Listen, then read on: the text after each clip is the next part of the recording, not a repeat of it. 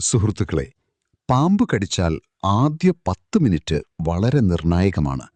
ശരിയായ പ്രഥമ ചികിത്സ ഒരു ജീവൻ രക്ഷിക്കും. തെറ്റായ പ്രതികരണം ജീവൻ അപകടത്തിലാക്കും. ആദ്യം ചെയ്യേണ്ടത് പരിഭ്രമിക്കരുത്, ശാന്തമായിരിക്കുക. ഭയം കൂടുമ്പോൾ ഹൃദയമിടിപ്പ് വേഗത്തിലാകും, വിഷം ശരീരത്തിൽ വേഗം പടരും. കടിയേറ്റയാളെ ശാന്തമാക്കി ഒരിടത്ത് ചലനമില്ലാതെ കിടത്തുക. കടിയേറ്റ അവയവം ഹൃദയനിലവാരത്തിൽ താഴ്ത്തിവെക്കണം. ഇത് വിഷം പടരുന്നത് മന്ദഗതിയിലാക്കും. ഉടൻ ആശുപത്രിയിലേക്ക്, നേരിട്ട് ഏറ്റവും അടുത്തുള്ള സർക്കാർ ആശുപത്രിയിലേക്ക് കൊണ്ടുപോകുക. ആന്റിവെനം ഇഞ്ചക്ഷൻ മാത്രമാണ് ഏക ചികിത്സ. വഴിയിൽ നാടൻ വൈദ്യനോ മന്ത്രവാദിയോ ഒറ്റമൂലികളോ ഇവ ഒന്നും ഫലം ചെയ്യില്ല, സമയം കളയും. ഇക്കാര്യങ്ങൾ ഒരിക്കലും ചെയ്യരുത്. കടിയേറ്റ ഭാഗം കത്തിയോ ബ്ലേഡോ ഉപയോഗിച്ച് മുറിക്കരുത്.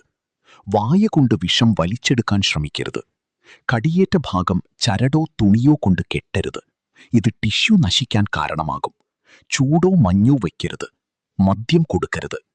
ശ്രദ്ധിക്കേണ്ട ലക്ഷണങ്ങൾ: കടിയേറ്റ സ്ഥലത്ത് വീക്കം, കലശലായ വേദന, കണ്ണു കാണാൻ ബുദ്ധിമുട്ട്, ഛർദി, ശ്വാസം മുട്ട്, ബോധക്ഷയം. ഇവ ഗുരുതരമായ ലക്ഷണങ്ങളാണ്. ഈ ലക്ഷണങ്ങൾ കണ്ടാൽ ഒരു നിമിഷം പോലും വൈകരുത്. ഓർക്കുക, പാമ്പ് കടിച്ചാൽ മരണം ഉറപ്പല്ല.